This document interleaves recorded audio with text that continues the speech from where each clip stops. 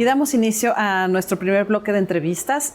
Está con nosotros la licenciada Miriam Pulido. Licenciada, ¿cómo estás? Hola, ¿qué tal? Mucho gusto. Ella es licenciada en nutrición.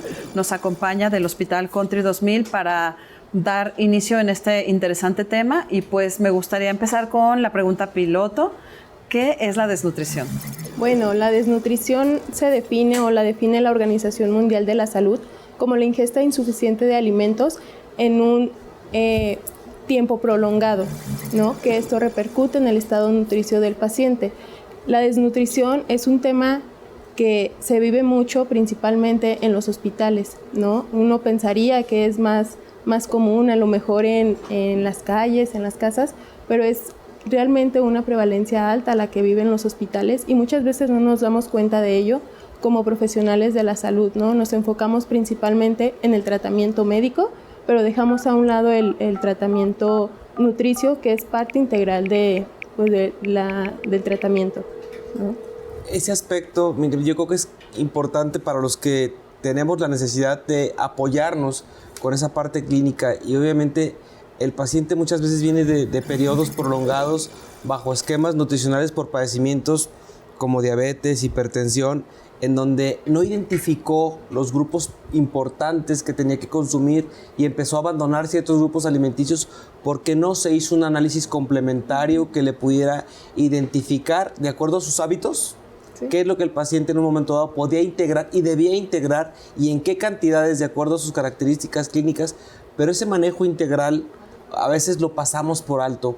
Contemplamos el apego al tratamiento farmacológico y contemplamos, pero yo creo que la parte fundamental, el primer medicamento es el alimento. Y yo creo que un paciente en condiciones nutricias óptimas puede cambiar su estado inmunológico, puede cambiar su estado hematológico y obviamente el buen control de estados glicémicos o de glucosas puede contribuir en buena medida mucho ligado a esos hábitos y esos horarios de alimentación. Claro, es un punto importante. Como bien lo mencionaba, ¿no? Pacientes con diabetes, con hipertensión, enfocan toda su atención en el medicamento, ¿no? En los horarios del medicamento, pero ¿y dónde está la alimentación, no? Realmente la alimentación es el pilar de esa patología. Hay pacientes que incluso solamente con un buen plan de alimentación y que sean disciplinados, logramos estabilizar esa glucosa, esa hipertensión, ¿no? Entonces es un punto importante, como bien lo mencionaba el doctor, ¿no? Que se enfocan todos, el médico, el paciente, los familiares en el medicamento, pero no ponemos la atención que requiere la nutrición, ¿no? Hay un mundo de ideas que le dicen a los pacientes diabéticos, no comas esto, pero la vecina le dijo, no comas esto, ¿no? Y a veces van con el nutriólogo y el nutriólogo le dice, puedes comer esto en esta cantidad, y él es como que le abres más ideas y ya no se vuelve tan tedioso una dieta para el paciente, ¿no? Que muchas veces es lo que sucede, ¿no? Las dietas para patologías, pues sí se vuelven muy restrictivas, pero para eso está un nutriólogo que nos va a ayudar a darle esa variedad de alimentos y que pueda ser pues lo más ameno posible, ¿no? ¿Cómo clasificarla, Miriam? La cuestión nutricional, ¿cómo consideramos y cómo clasificamos la desnutrición mayormente en un paciente en estados crónicos hospitalarios en un momento dado? No solo hablando de pacientes de las terapias intensivas que tienen periodos de reposo prolongados, donde tenemos pérdidas de proteínas, pérdidas de masa muscular y obviamente ha entrado al paciente en condiciones de estados restrictivos obligados, pero obviamente no solo el paciente crítico, el paciente de estadías hospitalarias no tan prolongadas puede entrar en estados nutricios modificados. ¿Cómo se clasifica al paciente? Sí, claro, la desnutrición la solemos clasificar principalmente una inanición o un ayuno prolongado en patologías como es la anorexia, ¿no? Que pasan ayunos prolongados. Esa es la primera clasificación que tenemos. Después pasamos a la clasificación de la desnutrición por enfermedades crónicas, donde ya hablamos de un paciente con insuficiencia renal, ya hablamos de un paciente con insuficiencia hepática, pacientes oncológicos, ¿no? Que requieren mucho el aspecto nutricio. Y después pasamos a la desnutrición por una lesión aguda, ¿no? Que hablábamos de traumatismos, de quemaduras, que es en ese momento y que son pacientes principalmente que se encuentran en las terapias intensivas. Entonces, engloba como estos tres aspectos de de la desnutrición, ¿no? Entonces, sí es sumamente importante ver qué tipo de desnutrición estamos hablando y el manejo que se le va a dar. Miriam, ¿y qué factores pudieran influir en que un paciente hospitalizado tenga esta desnutrición?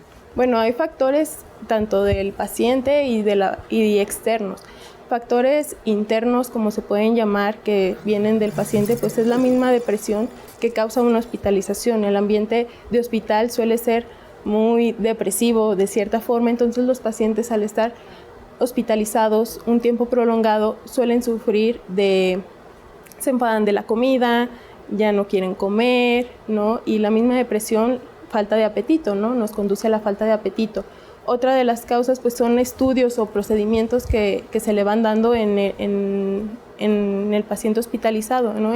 El doctor pide un ayuno de 8 horas, ¿no? Le hacen el estudio y luego piden otro estudio, entonces son pacientes que llevan un ayuno prolongado. Y a veces como que cambiarles ese chip de forma súbita a lo que estaban acostumbrados a ingerir en casa y de repente en el hospital. No, exactamente, sí. ¿No? La restricción de la dieta también suele ser un punto importante porque muchas veces llegan pacientes que comían de todo en su casa y no se cuidaban de nada, llegan al hospital y empieza a haber esas restricciones, entonces ya no quieren comer, ¿no? Y muchas veces pasa, por ejemplo, pacientes que se les restringe la sal, que obviamente estaban acostumbrados a comer sal, entonces ya le presentas un alimento sin sal y ya no lo quieren, ¿no? Entonces empieza a disminuir esa ingesta de alimentos y por ende empezamos a tener un déficit calórico, ¿no? Que se nos va acumulando cada día más y nos lleva a una desnutrición. Fíjate, ese tipo de estados de los que hablas ahorita en los pacientes crónicos con periodos prolongados, lo empecé a ver de repente en pacientes que vivimos en tiempos de pandemia, en donde el retorno de la charola fue algo de lo que yo le empecé a poner atención en pacientes que duraron semanas y volteábamos a ver las charolas y como todas las charolas se cerraban, nadie teníamos la atención y la precaución de voltear a ellos. Y los pacientes en los que empecé a ver que el estado musculoesquelético se vio, pero a veces se enmascaraba mucho el cuadro porque le dábamos medicamentos derivados de esteroides o de cortisona y el paciente se veía aparentemente por la misma condición que generaba de fuga, el estado de pérdida proteica, no nos alcanzábamos a dar cuenta de esa condición que el paciente iba paulatinamente perdiendo. Entonces, creo que es importante definir y considerar cuáles serían los factores donde podíamos disminuir un poquito ese riesgo de desnutrición. ¿Cómo lo vincula el área de nutrición clínica del hospital para disminuir ese riesgo nutricional severo? Principalmente hacemos una valoración nutricional a los pacientes de recién ingreso. Ingresan los pacientes, hacemos una valoración y vemos el riesgo que puede llegar a tener. Muchas veces los pacientes ya tienen una patología y eso ya nos conduce a un riesgo de desnutrición. Hay pacientes que no, pero incluso lo pueden desarrollar dentro de la hospitalización. Entonces se hace esa valoración, ahí nos damos cuenta de el paciente que come, incluso los hábitos, como bien lo comentaba, para tratar de adaptarnos un poco más a la alimentación que llevaba en casa, qué alimentos no le gustan, qué sí le gusta, alergias, todo este tipo de cosas. Nosotros recabamos esa información y ya con eso nosotros damos la pauta para poder dar el alimento al paciente, ¿no? O en pacientes de terapia intensiva hacemos la valoración y ya vemos qué vía utilizar, ¿no? Si es por vía oral, podemos utilizar la vía oral, o está el tracto digestivo funcionante, podemos utilizar una sonda o nutrición parenteral, ¿no? Pero es todo una evaluación del paciente, tanto antropométricamente como de cultura o de hábitos alimenticios que pudiera llegar a tener. Por ahí empezamos hace poquito, Miriam, una labor de...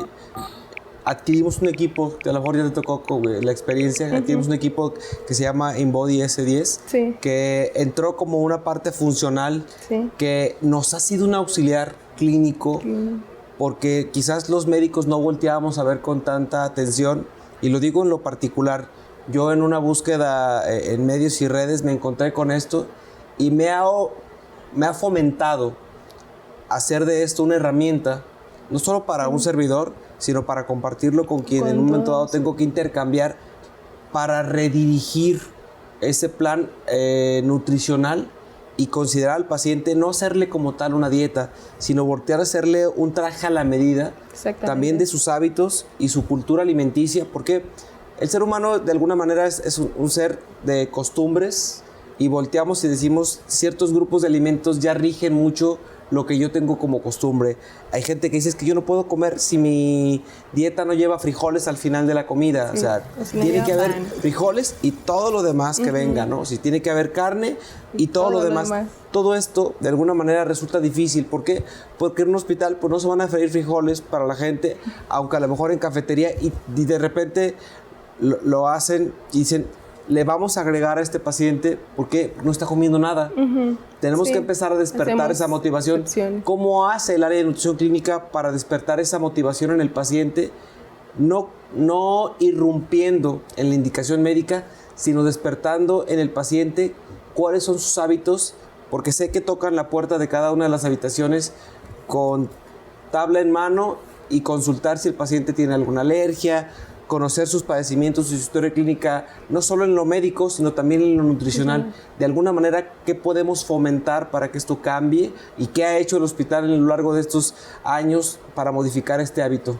Pues principalmente con el departamento de nutrición, es el área de la preparación de alimentos que influye muchísimo, porque el paciente puede tener una restricción de sal, pero tenemos condimentos que nos ayudan a sazonar la comida, ¿no? Entonces, de cierta manera, creo que el principal aspecto a tomar en cuenta y que nos hemos tratado de enfocar es en la preparación de los alimentos, incluso cambiar el tipo de sal, ¿no? Todos esos son pequeñas aportaciones que hemos ido dando para poder brindarle un mejor servicio al paciente, ¿no? Que nuestro objetivo es que el paciente pueda comer y que disfrute su comida y que se sienta así que en casa, ¿no?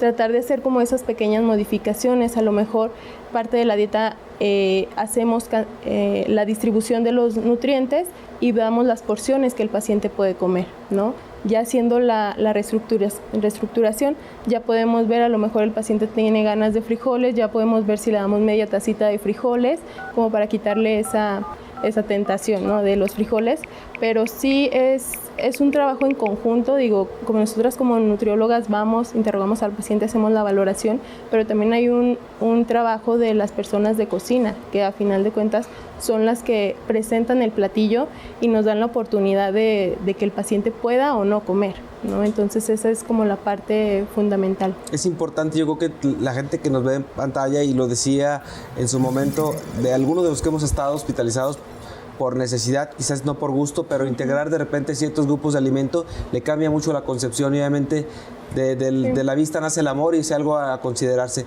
Te invito a que te quedes para que en la sección de mesa de conclusiones platiquemos un poquito más con Charlotte de qué es lo que hace el programa de nutrición clínica para poderle cambiar ese precepto y evitar la nutrición en pacientes hospitalizados. Claro. ¿Te quedas? Nos quedamos. Continuamos. Continuamos. Hasta luego.